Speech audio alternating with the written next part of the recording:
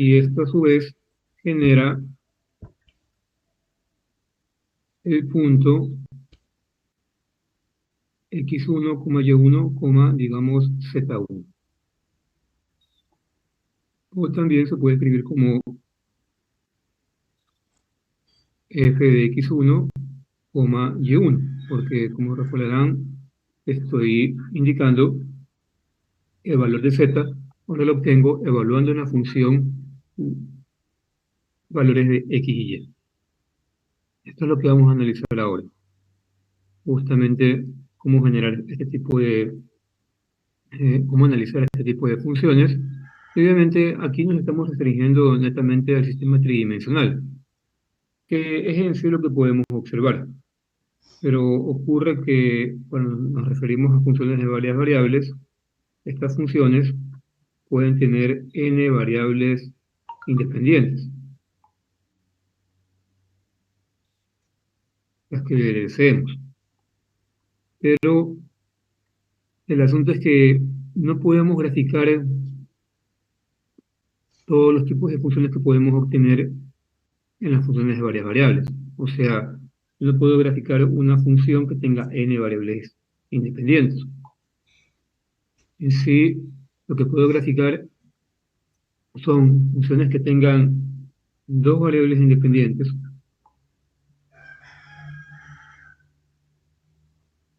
o también lo que puedo graficar son funciones que tengan tres variables independientes. Claro que cabe recalcar que en el primer caso yo voy a estar graficando en sí la superficie, la función en sí. En el segundo caso voy a estar graficando simplemente una característica, ¿sí?, de la función, una propiedad de la función en base a un valor fijo de la variable dependiente. Son cosas muy distintas, que analizaremos más adelante. A partir de las cuatro variables independientes, no puedo llevar a cabo ningún tipo de gráfico, a menos que decida simplemente excluir una de las variables independientes y analizar tres o dos de ellas, para ver cómo se relacionan entre sí.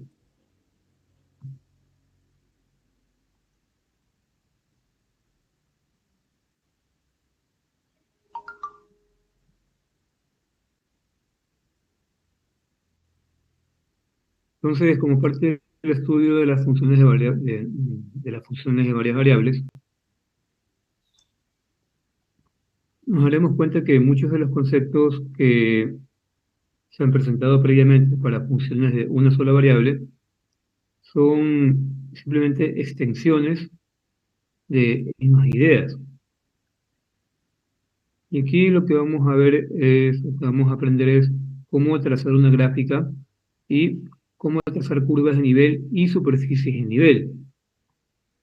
También cómo encontrar un límite y determinar la continuidad de una función de varias variables. Cómo encontrar y usar una derivada para funciones de varias variables que tienen el nombre de derivadas parciales. También, si hablamos de derivadas, cómo encontrar y usar una diferencial total y determinar la diferenciabilidad de la función. Asimismo, como estamos analizando la derivada de una función de varias variables, cómo usar la regla de la cadena y encontrar una derivada parcial implícita.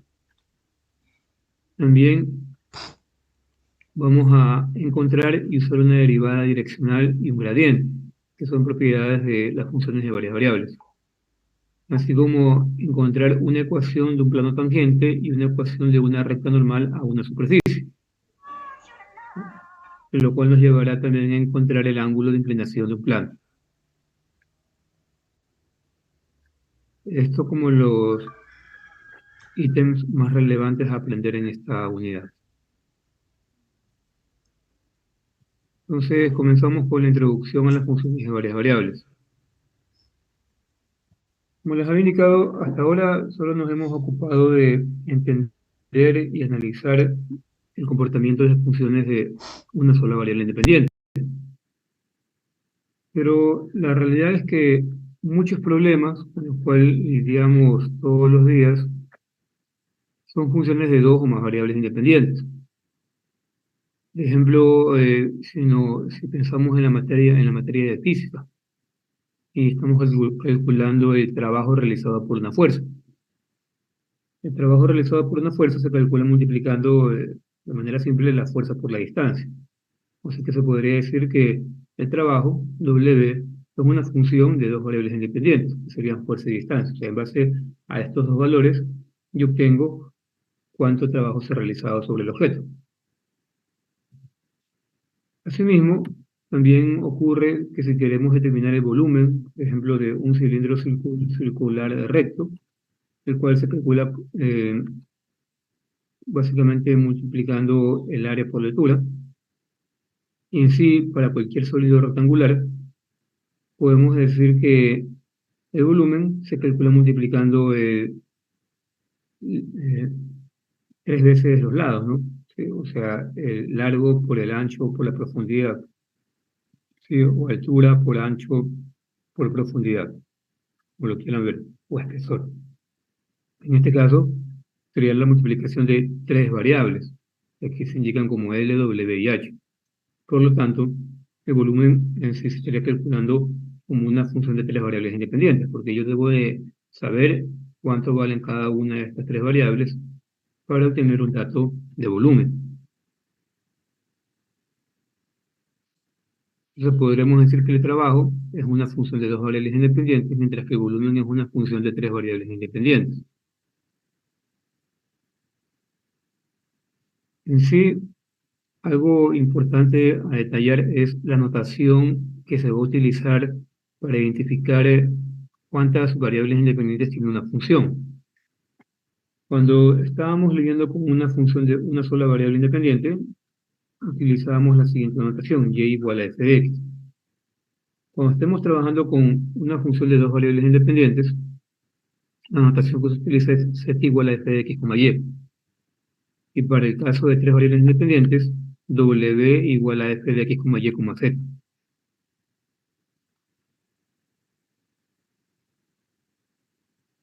Y es que, al igual que con las funciones de una sola variable independiente, como y igual a f de x, lo que se escribe al lado derecho, o sea, la ecuación, es en sí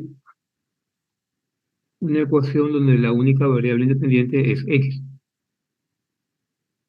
No puede haber otra. En el caso de una función de dos variables independientes, las variables independientes aquí pueden ser dos. Y digo pueden ser dos porque podría llegar a ocurrir de que simplemente no se encuentra definida una de las dos variables independientes, pero pueden llegar a ser dos, a diferencia del caso de de una función de una sola variable independiente. Asimismo, con una función de tres variables independientes. Se pueden encontrar hasta tres variables independientes definidas en la ecuación. Entonces, podemos detallar una definición más formal acerca de una función de dos variables independientes. Igual con una función de una variable independiente, recuerden que esta función se define en base al dominio de la función. Entonces, en una función de dos variables independientes, el dominio ya no es un eje, sino que es un plano, que está constituido por la intersección de los ejes X y Y. Entonces, si tenemos como D, o sea, si definimos a D como un conjunto de pares ordenados de números reales, y a cada par ordenado, X, Y, de ese conjunto de pares ordenados, le corresponde un único número real f de x, y, entonces se dice que f es una función de x y y. Y en sí, el conjunto D vendría a ser denominado el dominio de la función y el correspondiente conjunto de valores f de x, y del rango de la función. Como ustedes recordarán, cuando estamos hablando de una función de una sola variable independiente, yo puedo establecer algunos valores de del dominio de la función que pueden ser evaluados en dicha función para obtener un valor correspondiente de dicha función y igual a f de x. Entonces, se evalúa en la función cada uno de estos valores, siempre y cuando estén definidos en la función f de x, y se dice que este conjunto de valores es el dominio de la función. En el caso de una función de dos variables independientes, la situación es algo similar, por lo que en vez de tener un solo valor, tenemos dos valores, que en sí se definen como pares ordenados. Y ahora yo evalúo x1, y1, x2, y2, son pares ordenados, puntos que pertenecen al plano xy, para obtener un valor en la función.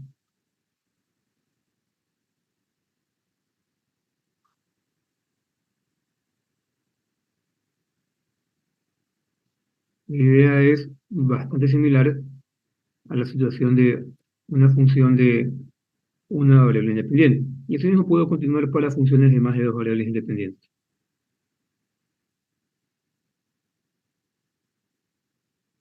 En sí,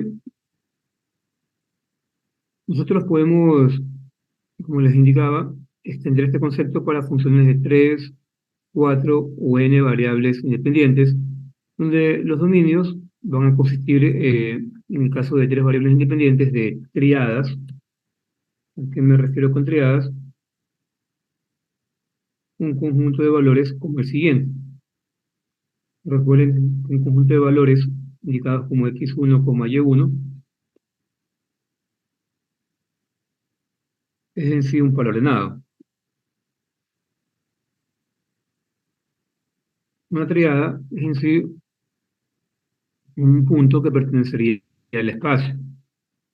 Asimismo, pueden haber más de tres variables independientes, indicados como, por ejemplo, x1, x2, x3 y x4, a lo cual se lo conoce como tétradas, y así podemos continuar con hasta n variables independientes. En cada uno de estos casos, el rango es un conjunto de números reales, pero nosotros vamos a restringir nuestro estudio a funciones de solamente dos o tres variables independientes. En sí, tal como ocurre con las funciones de una variable, la manera más común para describir una función de varias variables es a través de una ecuación como las que se mostraban acá. ¿Sí? Cualquiera de estas ecuaciones me estaría definiendo a una función de varias variables. Entonces, en cualquiera de estas ecuaciones, a menos que se diga explícitamente lo contrario, se puede suponer que el dominio es el conjunto de todos los puntos para los que la ecuación está definida. Por ejemplo, para una función como esta, x al cuadrado más xy, el dominio es en sí todo el plano xy, todos los pares ordenados que puedo obtener en el plano xy, porque no hay ninguna restricción. Lo mismo en esta función de tres variables independientes. ¿Y a qué me refiero que no hay ninguna restricción? Al igual que en el caso de una función de una sola variable, donde por ejemplo definimos a f de x igual a raíz cuadrada de x, sabemos muy bien que por este caso, la función solo va a estar definida para los valores de x que son mayores o iguales que cero. Los valores negativos, ¿sí?, o los valores menores que cero no estarían definidos como parte del dominio de la función. En las funciones de varias variables ocurre exactamente lo mismo.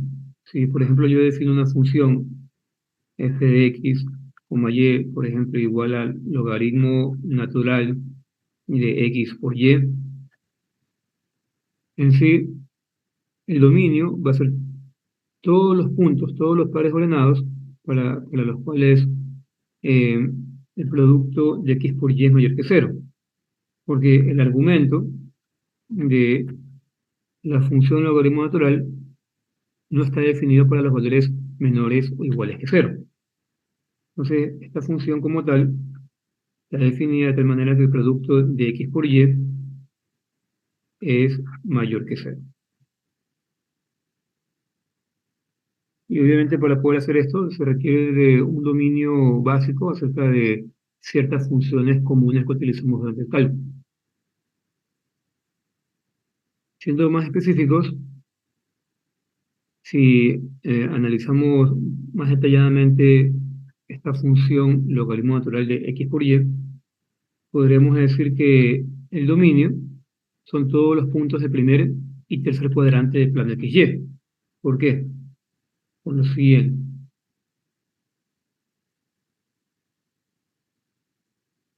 Nosotros, para poder analizar el dominio de la función, lo más recomendable es analizar el plano XY. ¿Sí? Simplemente observar qué es lo que está ocurriendo. Entonces, si se define la función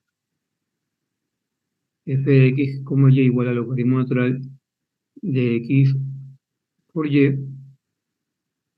indicamos que esto es válido para cuando el producto de x por y es mayor que cero.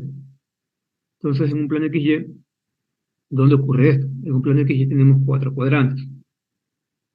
Entonces tenemos el eje y positivo, y negativo y x negativo. Entonces, ¿dónde el producto de x por y va a ser mayor que cero? Obviamente en el primer cuadrante. Aquí cualquier conjunto de puntos que pertenezca al primer cuadrante, ¿sí?, a esta zona, va a ser considerado parte del dominio de la función. Asimismo, cualquier otro punto que pertenezca al tercer cuadrante, porque tenemos que aquí x y y son negativos. Así que el producto de x por y me va a dar una cantidad positiva. Donde no está definido es justamente en el segundo y cuarto cuadrante. ¿Por qué? Porque aquí, cuando la y es positiva y la x es negativa, en el momento de multiplicarlos me va a quedar una cantidad negativa. Y esto no puede ser evaluado en esta función. Lo mismo ocurre en el cuarto cuadrante, con y negativa y x positivo.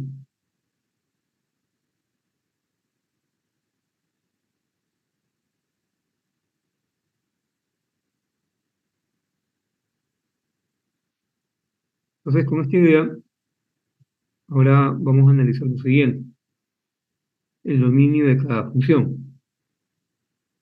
Voy a empezar con el literal A. Me dan una función de dos variables independientes, indicada como raíz cuadrada de x al cuadrado más y al cuadrado menos 9 sobre x. O sea, aquí tenemos que encontrar el dominio de esta función.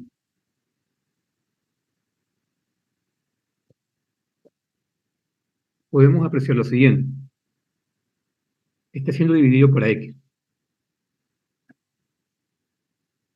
Entonces, ya de por sí, aquí reconocemos que para que esta función sea válida, x no debe de ser igual a cero, ya que si es igual a cero estaría dividiendo para cero y mi función obviamente no me pudiera dar ningún valor. Al mismo tiempo, ¿qué otra cosa estaría ocurriendo? Aquí tenemos en el numerador una raíz cuadrada. Sabemos muy bien que en una raíz cuadrada, lo que se encuentra dentro de la raíz debe de ser mayor o igual que cero para poder obtener una solución. Y esto me lleva a la siguiente desigualdad: x al cuadrado más y al cuadrado menos 9 sea mayor o igual que cero. Analizando esta desigualdad, llego a la siguiente conclusión: que x al cuadrado más y al cuadrado debe de ser mayor o igual que 9. O sea que x al cuadrado más y al cuadrado debe de ser mayor o igual que 3 al cuadrado. Y en esencia, aquí estamos ante la ecuación que define un círculo, ya que esta desigualdad se puede dividir en dos: que x al cuadrado más y al cuadrado sea igual a 3 al cuadrado, o que x al cuadrado más y al cuadrado sea mayor que 3 al cuadrado. Si nos enfocamos en la primera ecuación, esta ecuación de por sí define un círculo, ¿sí? Un círculo de radio 3. Entonces, podemos decir que el dominio es el conjunto de todos los puntos que se encuentran en el círculo de radio 3 o en su exterior. ¿Por qué? Porque nos dicen que x al cuadrado más y al cuadrado es mayor o igual que 3 al cuadrado. O sea que mi dominio puede coger puntos que pertenecen al círculo, ¿sí? O fuera de esto. Entonces, al analizar esta situación,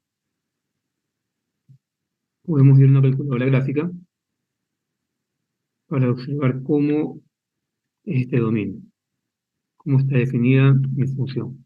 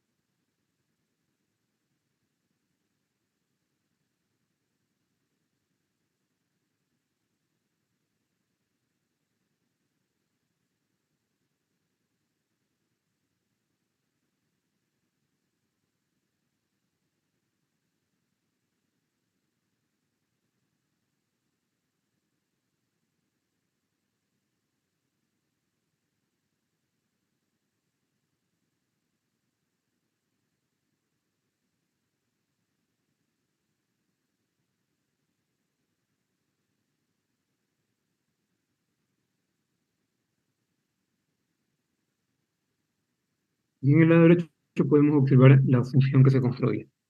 En la superficie, que se construiría con raíz cuadrada de x al cuadrado más y al cuadrado menos 9 sobre x. Entonces, tal como se les había indicado, nuestro objetivo para poder definir el dominio de la función es analizar el plano XY.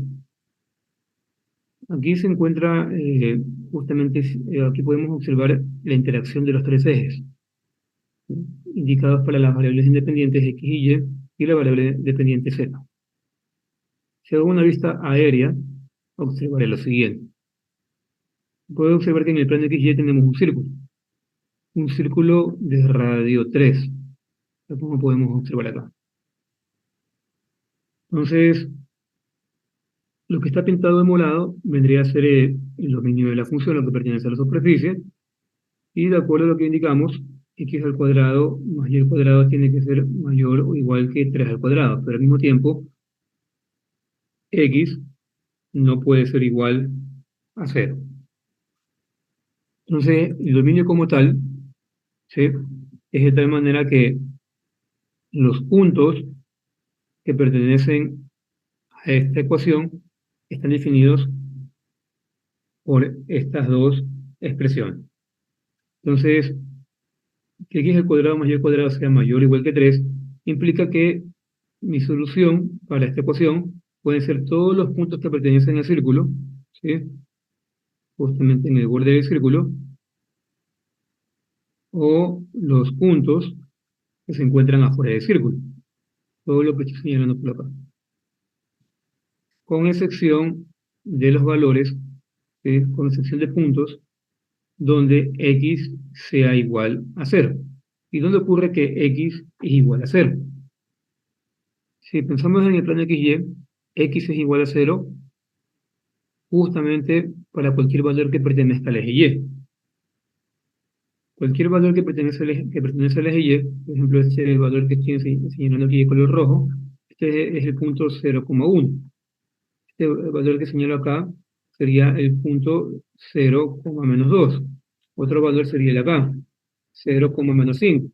O sea, cualquier punto que pertenezca al eje Y es un valor que no pertenece al dominio de mi función. Por ese motivo es que mi gráfica se ve de la siguiente manera.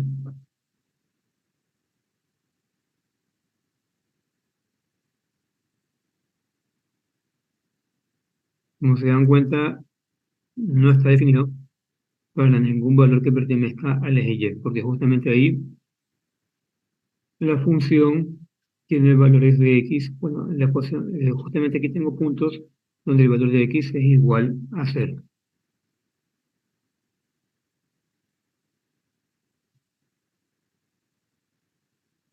Ahora, con esta misma idea, intenten definir cuál sería el dominio de la función de literal b, que es una función de tres variables independientes.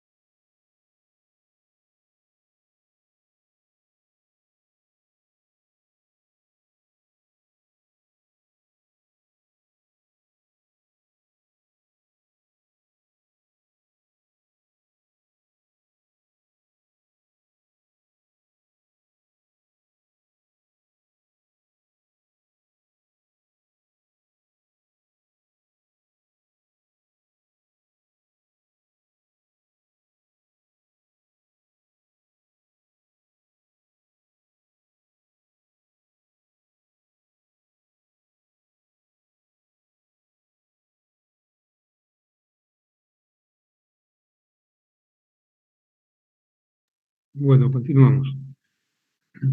Entonces, para que tengan en cuenta, con respecto a primer ejercicio, simplemente indicamos que el dominio de la función son, cumple con la siguiente ecuación. X al cuadrado más y al cuadrado es mayor o igual que 9 o 3 al cuadrado,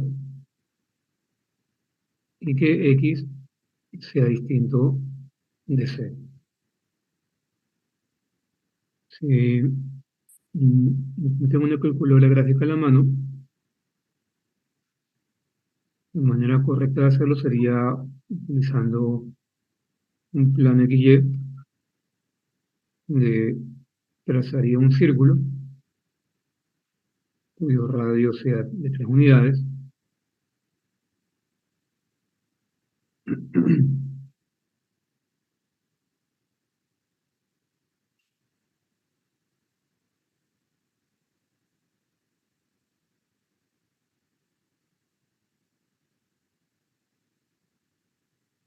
Indicaría que la región en cuestión es lo que se encontraría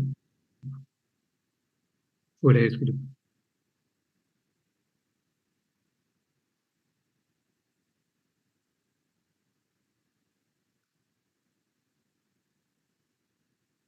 que X sería lo mismo.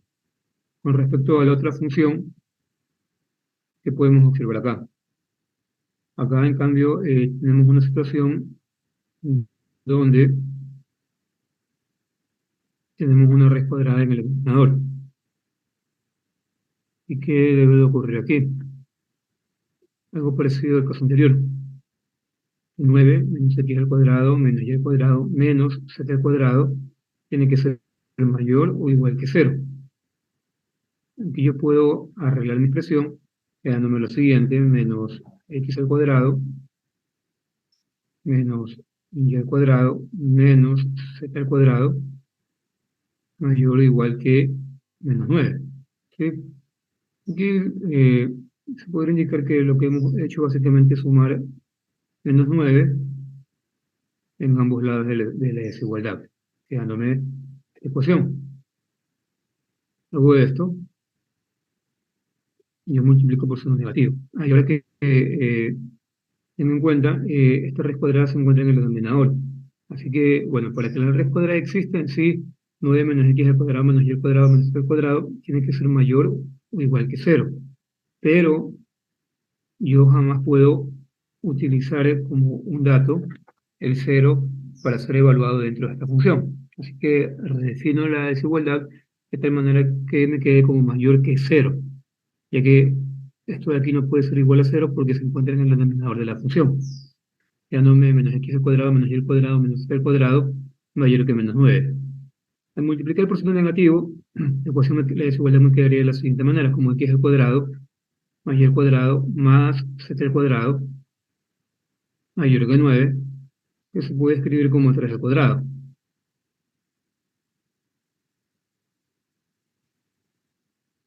Y esta desigualdad básicamente define la ecuación de una esfera. Aquí, perdón, multipliqué por signo negativo y hay que cambiar el símbolo de la desigualdad.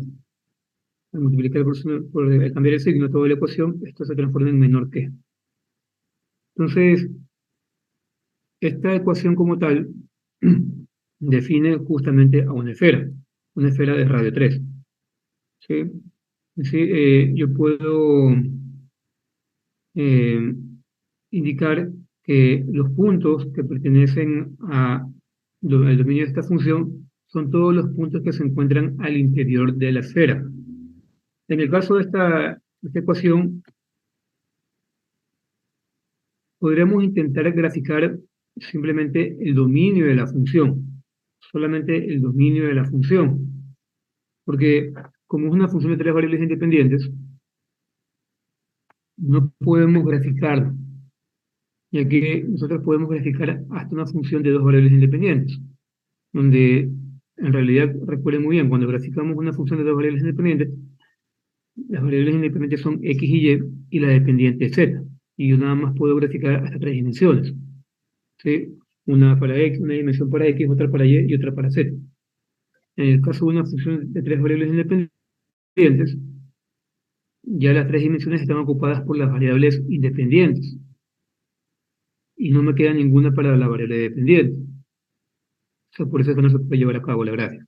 Pero lo que sí se podría graficar es el dominio de la función, que sería básicamente una esfera de radio 3. Entonces, en este caso, el dominio de la función podría ser los valores x, y y z que cumplen con la siguiente desigualdad. ¿Sí? Gráficamente, podemos hacer un bosquejo de este dominio. Y mi dominio se vería de la siguiente manera. Eje x, eje y eje z. Y aquí podríamos intentar graficar una esfera.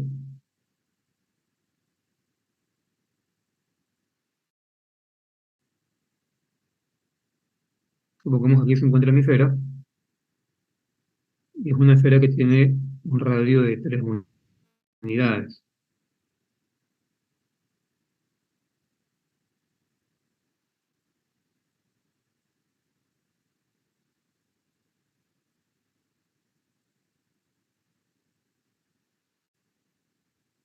Y todos los puntos que pertenecen al dominio tendrían que ser todos los puntos que se encuentran dentro de la esfera. ¿Por qué dentro? ¿Por qué no afuera? ¿Por qué no en la superficie de la esfera? Porque esta ecuación es válida siempre y cuando x al cuadrado más y al cuadrado más c al cuadrado sea menor que 3 al cuadrado. Ya que si consideramos los valores de tal manera que x al cuadrado más y al cuadrado más c al cuadrado sea igual a 3 al cuadrado, o 9, estaría haciendo que esta raíz cuadrada me quede con un valor igual a 0. Y yo no puedo dividir para 0. Me quedaría la indeterminación. Entonces, el dominio vendrían a ser justamente todos los puntos que pertenecen al interior de la esfera, más no en la superficie, ni en el exterior. Y esta gráfica que ven aquí, cabe recalcar que no es una gráfica de esta función.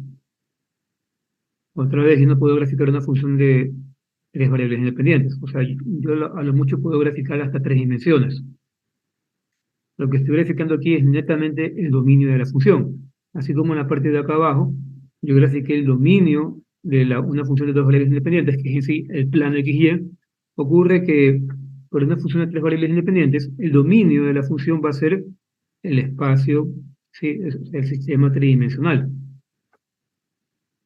Tengan en cuenta eso. Por una función de dos variables independientes, el dominio es el plano XY, y para una función de tres variables independientes, el dominio es el sistema tridimensional. Así como para una función de una variable independiente, el dominio es el eje X, usualmente. ¿Hay alguna inquietud?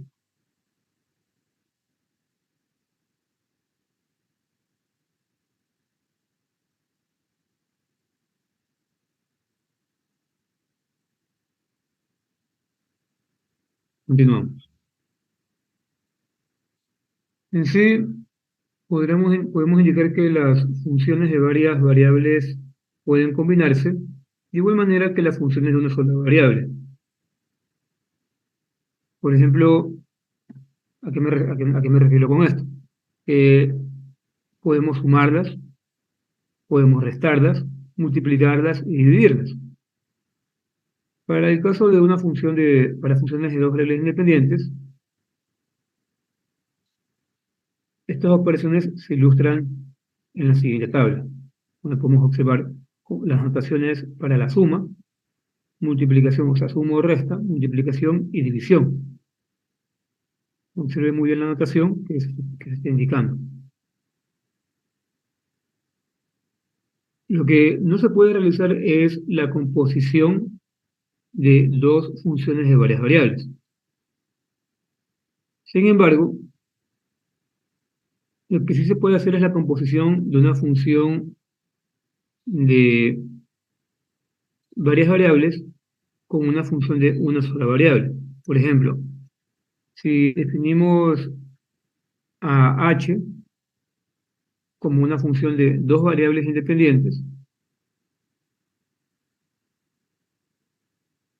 y g como una función de una sola variable, podemos formar la función compuesta g de h, tal como se indica,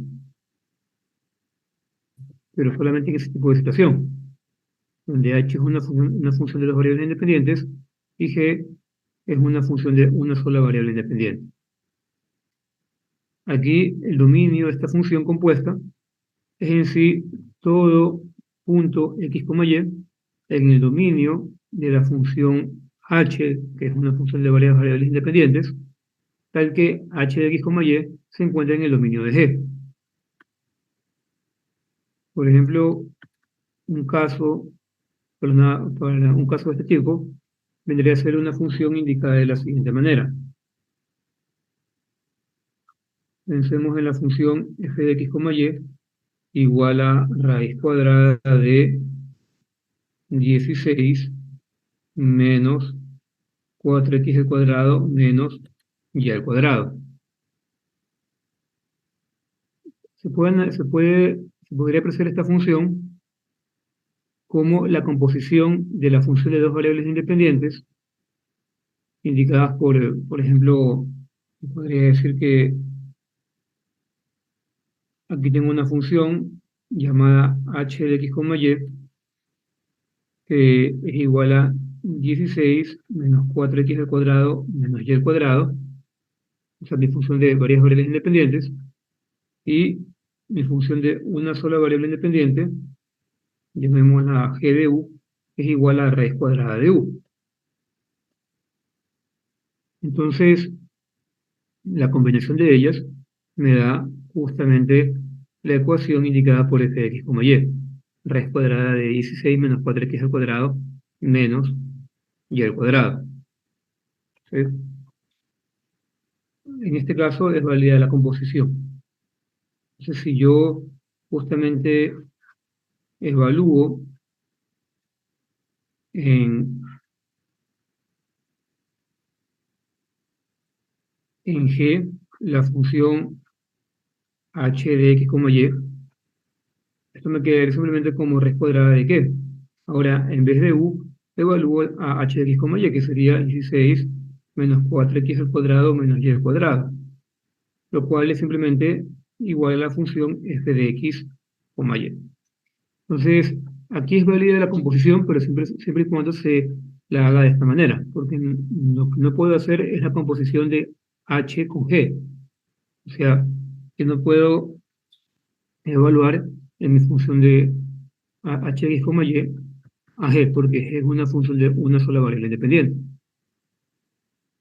En este caso, el dominio de esta función es el conjunto de todos los puntos que se encuentran en la función h de x, y, que en sí describe una elipse. Y también podríamos indicar que una función que puede expresarse como una suma de funciones, como que tiene la siguiente forma: c por x a la m por y elevado a la m, donde c es un número real y m y n son enteros no negativos, recibe el nombre de función polinomial de dos variables independientes.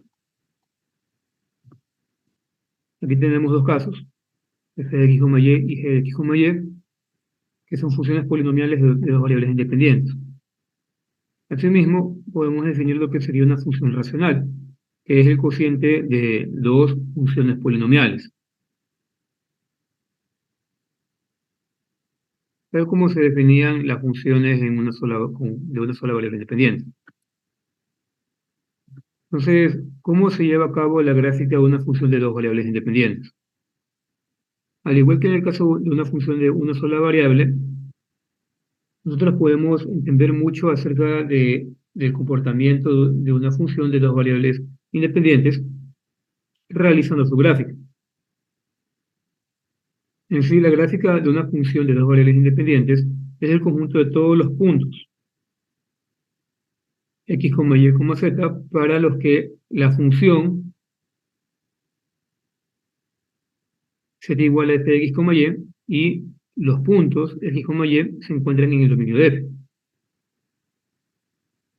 En sí, una función de dos variables independientes geométricamente nos va a dar una superficie en el espacio.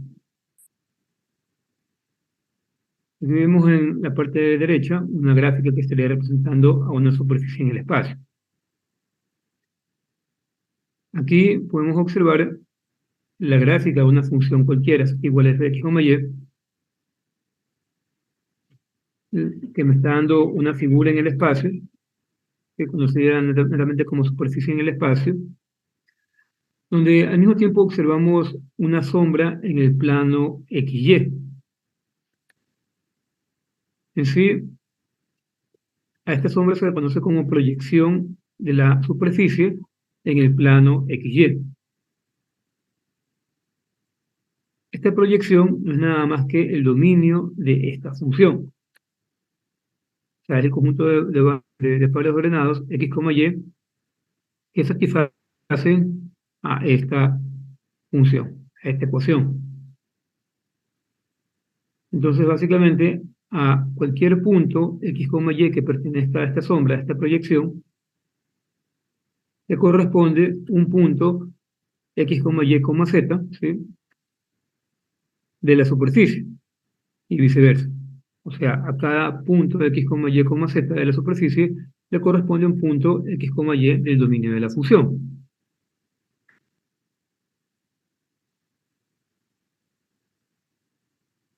Entonces, con esta información intentemos realizar el siguiente problema. Ahora aquí me piden encontrar el rango de la función. Raíz cuadrada de 16 menos 4x al cuadrado menos y al cuadrado. Intenten encontrarlo.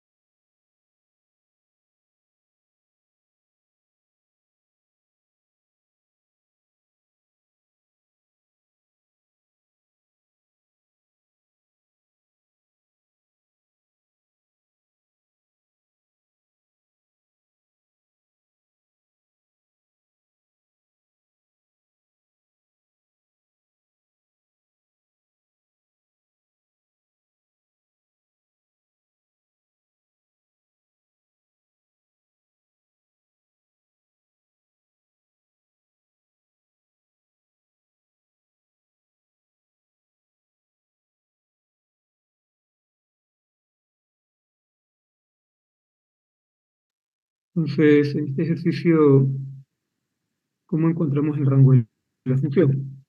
Como ustedes sabrán, el rango de la función es en sí el conjunto de valores que van a estar definidos en este caso en el eje Z, para los cuales es válida esta expresión. En este caso, hablo del eje Z porque esta es una función de dos variables independientes. Si fuera una función de una sola variable independiente, haría referencia al eje Y. Entonces, para analizar el rango, solamente basta con que vea la ecuación. Si esta ecuación estuviera escrita de la siguiente manera, como 16 menos 4x al cuadrado menos y al cuadrado, yo podría decir que el rango son todos los valores de z que pertenecen a los reales. Porque no habrá ninguna restricción para esta ecuación la cual sea inválida. Cualquier valor que yo aquí reemplace de x y y me va a dar cualquier valor de z. ¿Sí? No habría ningún tipo de restricción. Pero la ecuación no es esta. No es 16 menos 4x al cuadrado menos y al cuadrado. Es raíz cuadrada de 16 menos 4x al cuadrado menos y al cuadrado. Y la raíz cuadrada hace que cambie mi solución, ya que en una raíz cuadrada yo no puedo obtener como resultado cantidades negativas. Entonces debe de ocurrir sí o sí que 16 menos 4x al cuadrado menos y al cuadrado sea mayor o igual que cero, ya que si es menor que cero, no tendría ningún tipo de solución. Entonces, analizando esta expresión, de forma parecida al caso anterior, aquí haría lo siguiente, que sumaría menos 16 en cada lado de la ecuación, quedándome lo siguiente, menos 4x al cuadrado menos y al cuadrado mayor o igual que menos 16. Aquí puedo multiplicar toda esta expresión por signo negativo y me quedaría 4x al cuadrado más y al cuadrado menor o igual y 16 porque cambiaría el símbolo de la desigualdad. Y adicional puedo multiplicar toda la ecuación por un cuarto, quedándome x al cuadrado más y al cuadrado sobre 4 menor o igual que 4. Al mismo tiempo se podría escribir como x al cuadrado más y al cuadrado sobre 2 al cuadrado menor o igual que 2 al cuadrado. Y esta ecuación como tal está representando a una elipse, que esta ecuación como tal representa una elipse. Si analizamos el plano XY,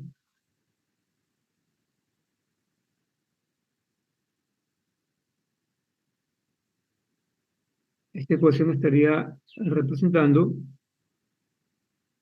a una elipse. Vamos a colocarla aquí.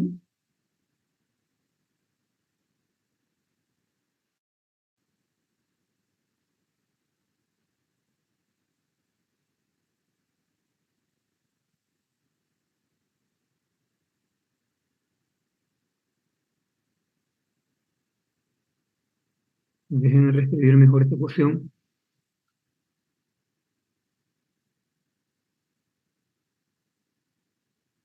A ver, déjenme reescribir la ecuación de la elipse para que se vean, para que se entienda mejor.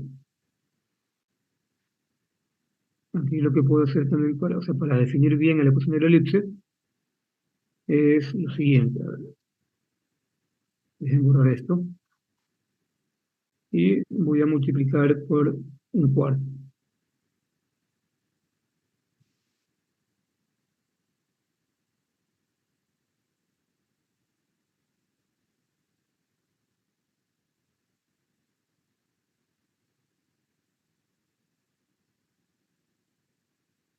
Me quedaría x al cuadrado sobre 4 más y al cuadrado sobre 16 menor o igual que 1.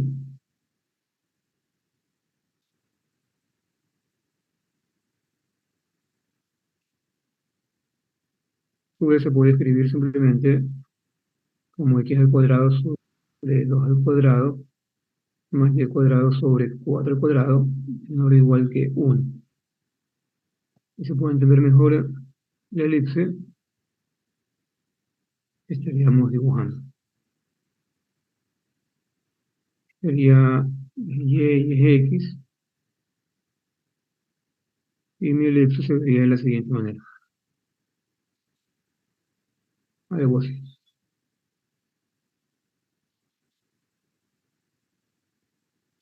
Aquí sería menos 2, sería 2, acá sería menos 2, y acá sería 2.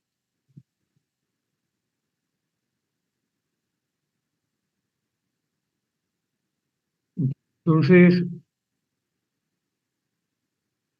siguiendo la ecuación que me dio esta elipse, yo podría decir que el dominio son todos los puntos que pertenecen a la elipse, o sea, la curva que define la elipse y su interior. Este es el dominio de la función. Todos los puntos que definen a la curva de la elipse y su interior. Pero a mí me interesa el rango. Entonces, para determinar el rango, lo que tengo que analizar, se podría decir, son los valores máximos que puedo tomar en x y y para esta función. Sí, tal como acabé de indicar, los valores que pertenecen al dominio irían en x, desde menos 2 hasta 2, y en y, perdón, aquí no es 2 y menos 2, aquí es 2 y menos 4. Perdón, aquí sería 4 y menos 4. Ahí está. Entonces, en sí el dominio está definido por todos los valores que pertenecen a la curva que define la elipse y su interior. O sea, eso quiere decir que en x los valores máximos que puede tener mi función son menos 2 y 2, y en y 4 y menos 4, para poder satisfacer esta ecuación. Y el valor mínimo sería justamente el origen, porque no se puede coger ningún otro valor más bajo. Entonces, con esta idea, podemos establecer justamente el rango de, de esta ecuación de la siguiente manera.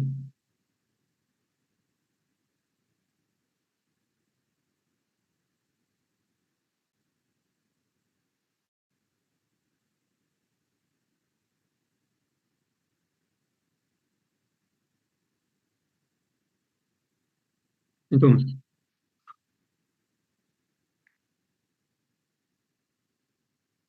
aquí yo podría comenzar a evaluar los valores máximos, ¿no? Por ejemplo, podría evaluar el punto 0,4, 0, menos 4, los puntos 0,2 y 0, menos 2. Por ejemplo, si evalúo el punto 0,4, este punto que se encontraría acá, que pertenece al dominio de la función, que me quedaría? Me quedaría raíz cuadrada de 16 menos 4 por 0 al cuadrado menos 4 al cuadrado. Me quedaría como resultado simplemente raíz cuadrada de 0, o sea, 0. Si evalúo otro de los puntos extremos, como 0, menos 4, me quedaría lo mismo. Me quedaría 16 menos 4 por 0 al cuadrado menos 4 al cuadrado, dejándome 0. Si ahora evalúo 2,0, me quedaría 16 menos 4 por 2 al cuadrado menos 0 al cuadrado, dándome también 0. Y si evalúo menos 2,0, me quedaría raíz cuadrada de 16 menos 4 por menos 2 al cuadrado menos 0 al cuadrado, quedándome también 0. O sea que los puntos extremos de esta elipse, estos puntos en cuestión, que pertenecen al dominio de la función, ¿sí? 2,0, 0,4, menos 2,0 y 0,-4, me dan un valor, todos ellos, de 0 para mi función. Ahora evaluamos el punto 0,0. Si yo evalúo el punto 0,0, me quedaría 16 menos 4 por 0 al cuadrado menos 0 al cuadrado, quedándome raíz cuadrada de 16, o sea, 4. Entonces, de esta manera puedo establecer cuánto es el rango de mi función, ya que básicamente lo que hice fue evaluar 4 valores conocidos, ¿sí? Que pertenecen a la elipse, y un valor que estoy considerando como el mínimo, ¿sí? Evalué 4 valores extremos, ¿sí? Que pertenecen a la curva y un valor mínimo, que sería el origen. Entonces puedo observar cómo el valor de la función f de x, y, o sea, el valor de z, estaría oscilando entre 0 y 4. Yo podría indicar, de acuerdo a mi análisis, f de x, y oscilaría entre 0 y 4. O sea, el rango de mi función es de tal manera que z solo puede tomar valores que se encuentran entre 0 y 4.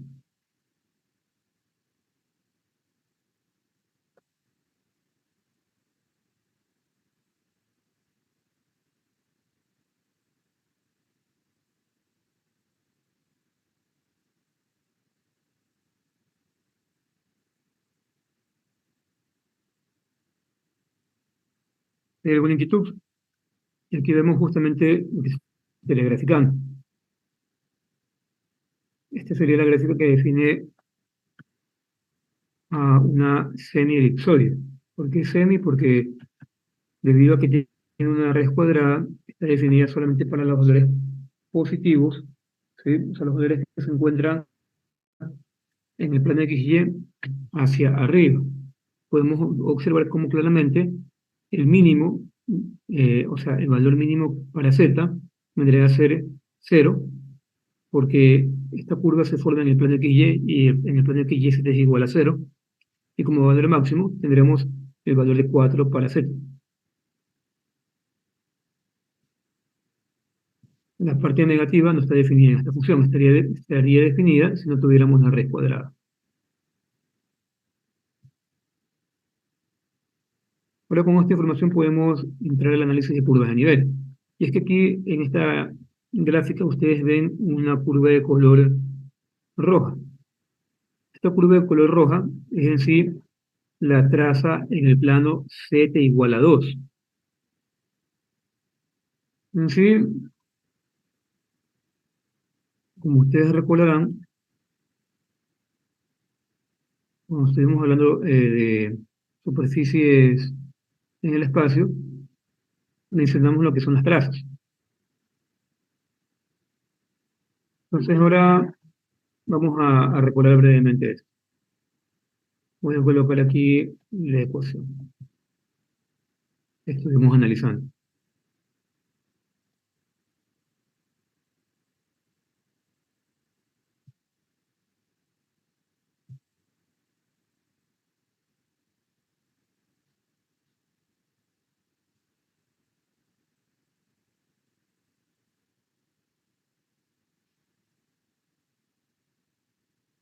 Aquí pueden observar la respectiva gráfica que estuvimos previamente analizando.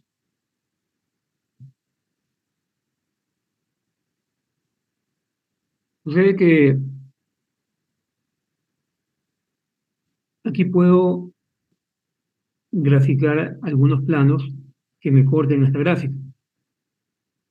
Por ejemplo, el plano z igual a 0, el plano z igual a 1, z igual a 2, z igual a 3, z igual a 4.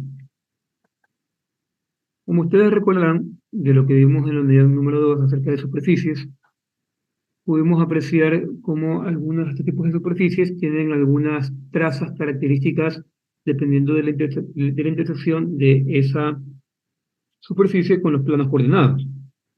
Pueden ser hipérbolas, elipses, círculos, etc. En sí, para graficar nuestra superficie, podríamos trazar planos paralelos al plano XY, que es es el dominio de la función, a esta superficie que está graficando una semi-elipsoide, para comenzar a definir lo que son curvas de nivel. Aquí voy a intentar graficar las respectivas intersecciones. A ver.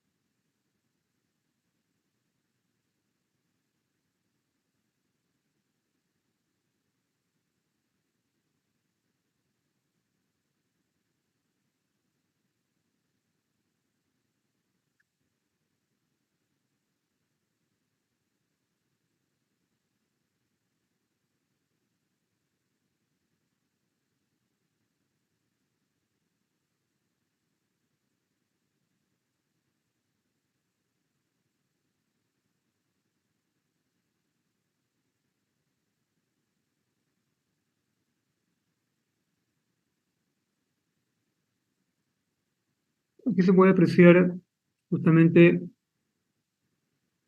algunos planos que tracé que cortan a mi superficie. Si se dan cuenta, son planos paralelos al plano XY, definido por la ecuación z igual a 0. La intersección me está dando estas figuras que vemos de color negro. En sí, cada una de estas figuras vendrían a representar elipses de distintos tamaños.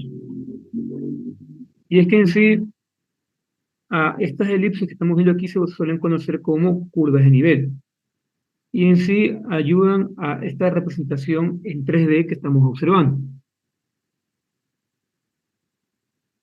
En sí, la gráfica de la semielipsoide que estábamos viendo de color negro se construye en base a la intersección, ¿sí? O sea, perdón, se construye en base a un conjunto indefinido, ¿sí? Un conjunto bastante grande de elipses que estarían una encima de la otra. Y es que ocurre que para cada una de estas elipses tenemos un valor asignado de la función. ¿Qué quiero decir con esto? Por ejemplo, aquí vemos la elipse más pequeña, que se forma cuando z es igual a 3.5. En sí, ¿esto qué me quiere indicar matemáticamente? Que cualquier punto que pertenezca a esta elipse, que se origina con la intersección del plano z igual a 3.5, con mi función, siempre va a tener asignado este valor, 3.5, indistintamente, o sea, de cualquier valor que elija dentro de esta curva de color negro.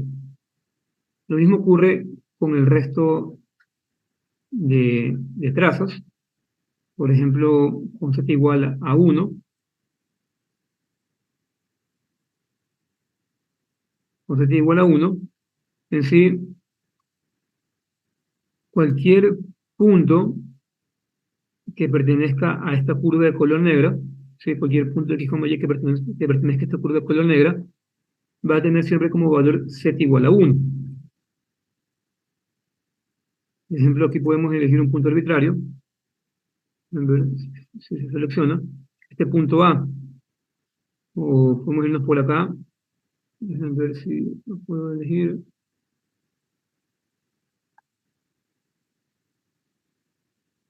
Dejamos otro punto por acá.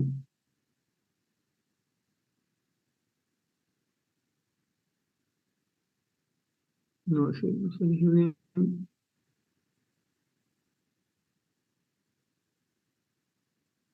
Ese punto, ese que sí, el punto C. Entonces, cualquiera de estos dos puntos, A o C, si yo los evalúo en la función, me tienen que dar un valor de 1, nada más. Por ejemplo, vamos a hacer la prueba con el punto A. Si yo evalúo en mi función las coordenadas en X y Y de este punto, o sea, 0.73, menos 3.58, y este punto pertenece a la superficie debido a que al mismo tiempo pertenece a la traza generada cuando z es igual a 1, me va a dar un valor de la función igual a 1. Entonces, ¿qué me quedaría aquí? Pues aquí sería igual a 16 menos 4 por x, que vale 0.73 elevado al cuadrado, menos 3.58 elevado al cuadrado. Si hacemos el cálculo con nuestra calculadora, deberíamos obtener el valor de 1.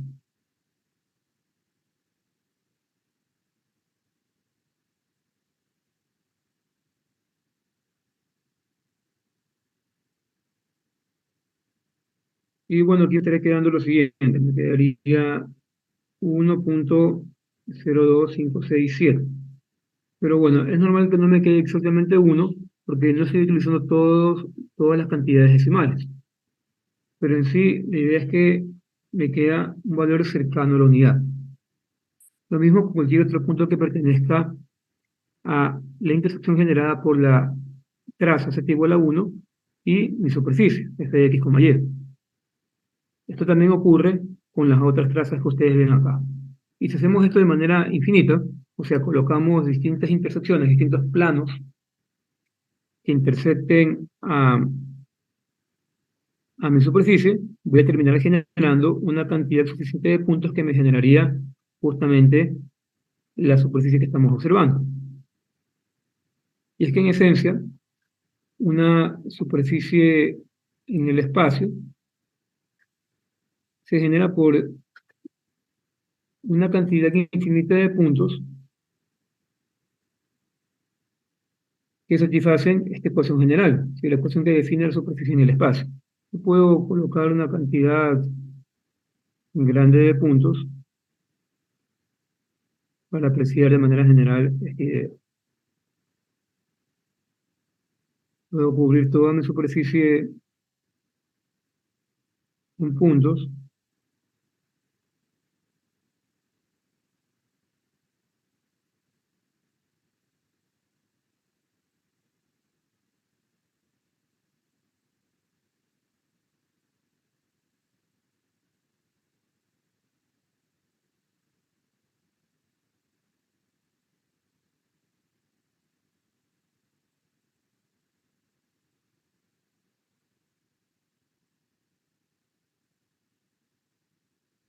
y todo este conjunto de puntos estaría dando lugar a mi semielipsoide.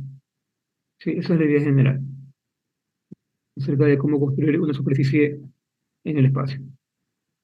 Entonces, con lo que les acabo de decir, podemos ingresar a lo que es el tema acerca de curvas de nivel. Y es que en sí las curvas de nivel es una manera de visualizar una función de dos variables utilizando lo que se denomina técnicamente como un campo escalar. Y es que en este campo escalar, eh, donde se define la ecuación z igual a f de x, y, se asigna a un punto x, y, según un conjunto de puntos x, y, un valor fijo de z. En sí, un campo escalar puede caracterizarse por las curvas de nivel también conocidas como líneas de contorno, a lo largo de las cuales el valor de la función es constante. Aquí vemos una situación como esta. Vemos un cuadro donde hay algunas curvas y se ven unos valores, 1000, 1008, etc. Y es que esto de aquí, ¿cómo se interpreta? En sí, en este campo escalar, asumimos que tenemos un eje Y y un eje X, como el que estoy colocando, con su respectiva escala. Eje Y y eje X.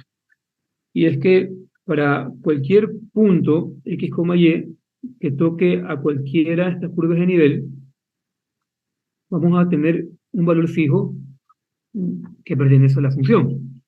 Esto que estamos observando vendría a ser simplemente el dominio de la función. Entonces, cualquiera de estos puntos que yo coloqué aquí a lo largo de esta curva van a tener un valor fijo de z, que es 1000. Esto justamente lo podemos apreciar en el ejercicio anterior, donde grafiqué algunas curvas de nivel.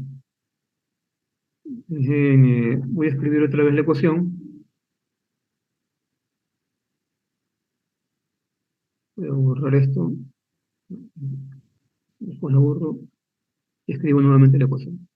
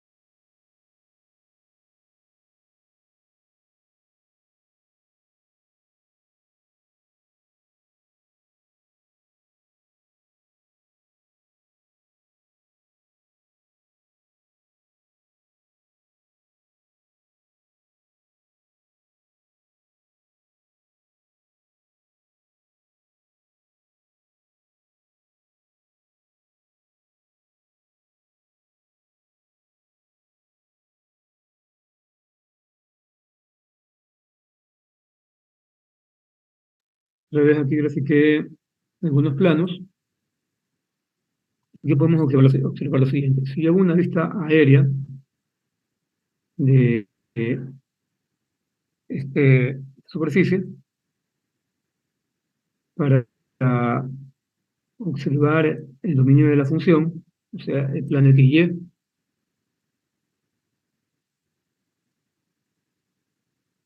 estoy observando lo siguiente.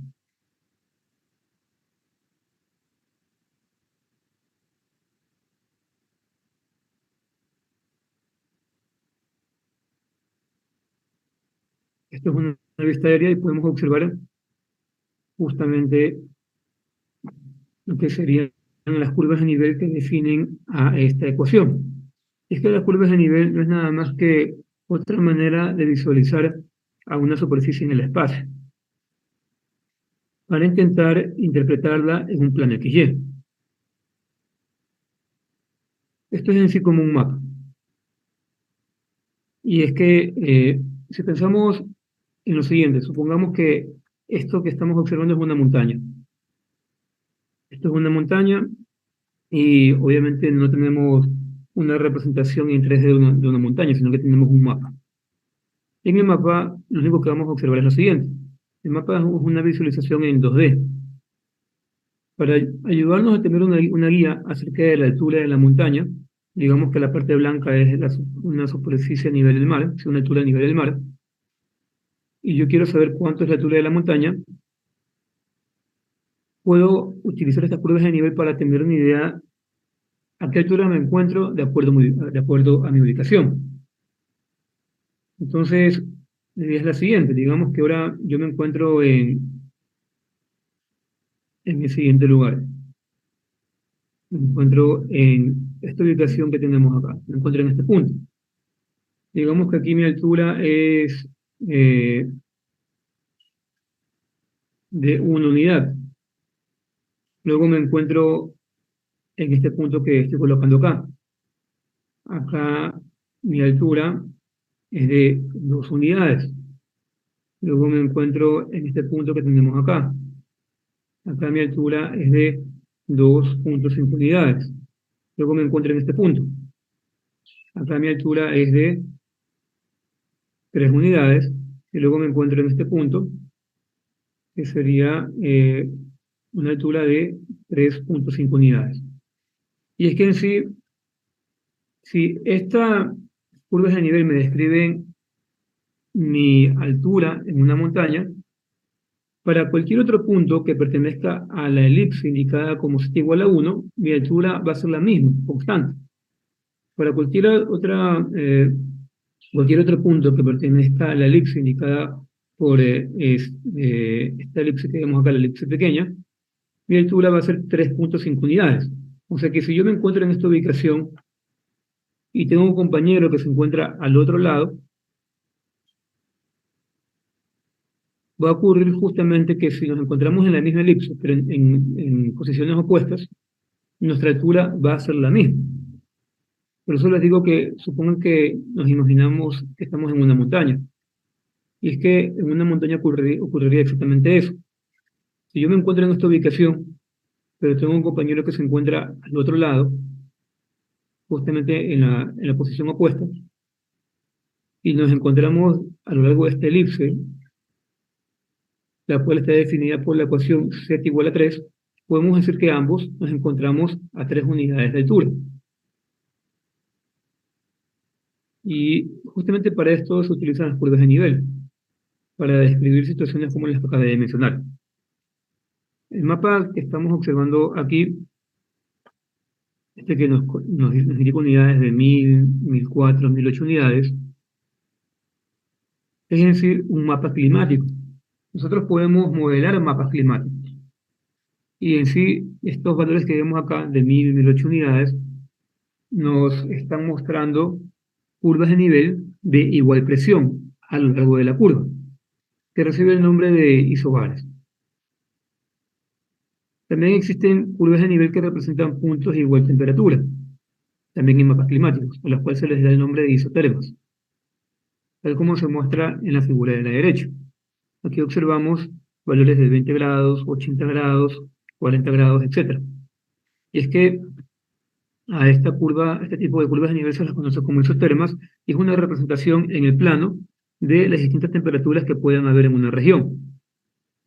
Y dependiendo de la ubicación en la que me encuentre, por ejemplo, si yo me encuentro aquí y luego tengo un compañero que se encuentra por acá, ambos vamos a experimentar 40 grados de temperatura, porque nos encontramos en la misma curva de nivel. Ahora, si luego me muevo a esta ubicación y mi compañero se mueve a esta ubicación, ambos también ambos experimentaremos 70 grados de temperatura, porque nos encontramos en la misma curva de nivel. Muy distinto fue el caso donde yo me encuentro acá en esta curva de nivel que me indica 80 grados, y tengo un amigo que se encuentra por acá. Aquí la temperatura que ambos experimentamos es distinta. Si yo quiero que mi compañero experimente la misma temperatura que yo, debe ubicarse en la misma curva de nivel, ¿sí?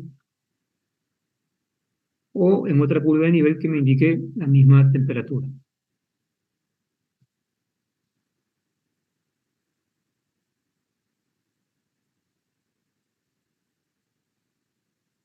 En sí, a estas alturas ustedes ya deberían ser un poco familiares con las curvas de nivel, porque han visto, bueno, probablemente ya están viendo Física 2 y saben cómo definir o estudiar campos de potencial eléctrico. Y es que en los campos de potencial eléctrico a las curvas de nivel se les da el nombre de líneas equipotenciales. Y en sí, cabe recalcar que las curvas de nivel, pero los mapas de contorno, como los que se muestran en estas dos figuras, suelen usarse para representar regiones de la superficie de la Tierra, donde las curvas de nivel representan la altura del nivel del mar. Este tipo de mapa se lo llama mapa topográfico. Justamente aquí vemos una montaña y el respectivo mapa topográfico en la parte de abajo. En sí, un mapa de contorno lo que hace es representar la variación de z respecto a x y y, mediante espacio entre las curvas de nivel. Entonces, una separación grande entre las curvas de nivel indica que z cambia lentamente, mientras que un espacio pequeño que indica un cambio rápido en z.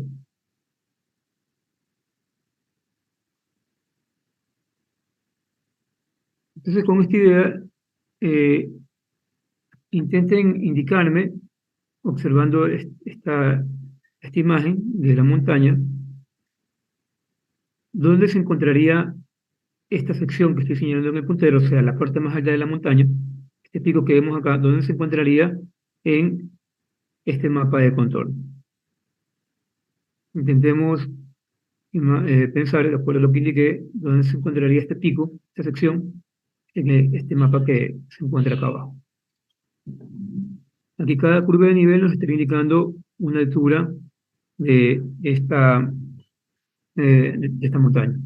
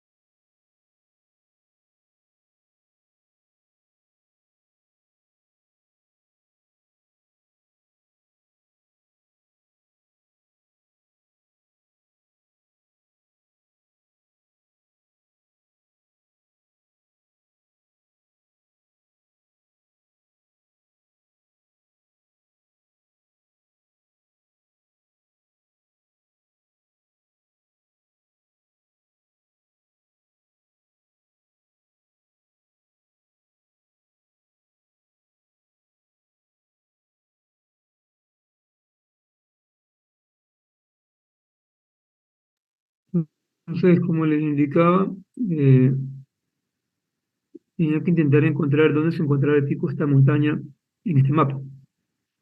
Entonces, asumimos que nosotros estamos escalando la montaña y tenemos este mapa como guía.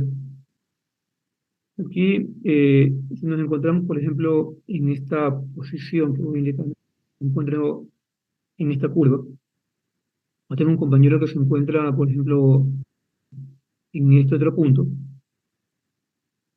Técnicamente nos encontramos en distintas posiciones, digamos, de mi plano XY, pero como ustedes saben, las montañas son sinuosas, o sea, no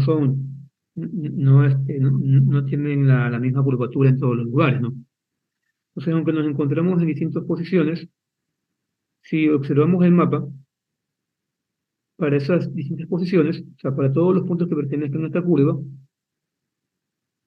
todos esos puntos se encontrarían, digamos, a 6.600 unidades de altura, ¿sí? Cualquier punto que pertenezca aquí, o sea, cualquier persona, o sea, mi compañero y yo, que nos encontramos en estas posiciones, nos encontraríamos a 6.600 unidades de altura. Entonces, teniendo en cuenta lo que les mencioné acerca de las curvas de nivel, o sea, más que todo acerca de la variación en altura,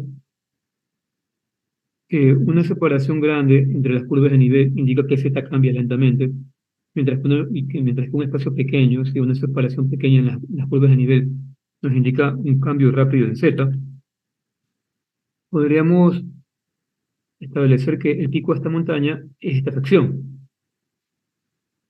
¿Por qué? Porque aquí podemos observar que a lo largo de esta sección que tenemos acá, la altura es la misma. Entonces, como la altura es la misma, las curvas de nivel alrededor de esta zona deben estar bien espaciadas. Y justamente esto es lo que vemos acá. En esta sección podemos observar que hacia la derecha, ¿sí? Aquí tenemos una curva de nivel bien pequeña y la siguiente se encuentra bien espaciada de esta sección, dando a entender que nos encontraríamos en esta zona. Si se dan cuenta, en esta parte de aquí tenemos un barranco y aquí la altura cambia bruscamente a medida que nos desplazamos hacia la izquierda, por así decirlo. ¿Y aquí ocurre exactamente eso? Si se dan cuenta, en esta sección, incluso, bueno, está pintado este color, un color café, a medida que nos movemos hacia la izquierda, ¿qué ocurre con las curvas de nivel? Se encuentran muy juntas las unas de las otras, dando a entender que hay un cambio muy drástico en la altura. Entonces, entre más espaciadas, nos indican que el cambio en la altura es pequeño, es mínimo, y entre menos espaciadas, entre más juntas las curvas de nivel, me indican que el cambio es muy brusco. Y esto ocurre justamente en este precipicio. Las curvas de nivel en esta sección se encuentran muy juntas, dando a entender que justamente esta sección de aquí estaría describiendo el precipicio que observamos en la figura. Y así es como se estaría interpretando de manera adecuada las curvas de nivel. Aquí nos piden dibujar un mapa de contorno, indicado por esta ecuación que tenemos acá. Entonces aquí se lo voy a indicar de manera rápida para poder continuar la siguiente clase con otro ejercicio. Y es que ocurre lo siguiente. Esta ecuación como tal describe un hemisferio, ¿no? O un semi-hemisferio. ¿Por qué semi-hemisferio? Porque simplemente, o una semisfera, ¿sí? Porque justamente está definida para los valores de z positivos. ¿Por qué? Porque tenemos aquí una raíz cuadrada. Y la raíz cuadrada, recuerden que me va a dar como resultado solamente cantidades mayores o iguales que cero. Y esto me define justamente los valores de z. Entonces, en este caso, me terminaría construyendo la siguiente esfera, bueno, semiesfera. Aquí vemos el color negro, lo que serían las curvas de nivel, que son intersecciones de distintos planos paralelos al plano XY con mi superficie, con mi semiesfera. Si yo hago una vista aérea de esta situación, o sea, de estas intersecciones, voy a poder dibujar un mapa de contorno de mi esfera, para así interpretarla en dos dimensiones. Y es que este mapa que vemos aquí, llamado mapa de contorno, es una representación en dos dimensiones de esta superficie que vemos acá, ¿sí? Donde podemos observar distintos valores C. C1 igual a 0, C2 igual a 1, etcétera, hasta C8 igual a 7. Y es que, ¿qué me indican estos valores de C? Me indican el valor correspondiente de Z para distintos puntos X, Y del dominio de la función, tal como ocurría en el mapa anterior con respecto a la altura. Cuando yo les decía que me encontraba en esta ubicación y un compañero se encontraba en la misma curva de nivel, pero un poco más atrás. Aquí se ve todo un poco más armónico y ocurriría lo siguiente. Si yo me ubico en este punto, digamos que este punto que acabé de colocar es el punto 4,0, y luego me ubico en este punto que tenemos acá, desconozco las coordenadas, lo que yo puedo afirmar entre estos dos puntos es que como pertenecen a la misma curva de nivel, el valor que le corresponde de la función es simplemente, si se dan cuenta, 7. ¿Sí? Del mismo modo, si me encuentro ahora en la última curva de nivel, la que vemos acá en el borde, en estos dos puntos, el valor de z que le corresponde a la función es simplemente 0. Y si me ubico en el punto que tenemos acá, aquí en realidad es un solo punto, o sea, es el punto 0,0, el valor que le corresponde de z en la función es 8. Y entonces, esta es la idea general acerca de las curvas de nivel, representar en dos dimensiones a esta superficie. Y justamente aquí podemos apreciar lo que les estaba indicando. Aquí señalo en la figura de la derecha este punto. Este punto tiene coordenadas, se pueden determinar de manera sencilla, serían 8,0,0. Si este mismo punto lo grafico, solamente teniendo en cuenta las coordenadas en X y Y, en este mapa de contorno que tenemos acá, 8,0 se graficaría justamente aquí. Y el valor que le corresponde en Z vendría a ser simplemente 0 unidades. Como se dan cuenta, justamente este punto que se encuentra acá se encuentra en el eje X, y en el eje X el valor de Z es igual a 0. Y esto representado en un mapa de contorno sería identificado de la siguiente manera. Y cualquier otro punto que pertenezca a esta misma curva, a este mismo círculo, va a tener un valor de 0 para la función. Entonces, los mapas de contorno simplemente son unas ayudas visuales que me ayudan a interpretar en dos dimensiones una superficie tridimensional. Entonces, con esto estaríamos terminando la clase del día de hoy para continuar la siguiente clase con superficies de nivel. Si no hay ninguna inquietud, se pueden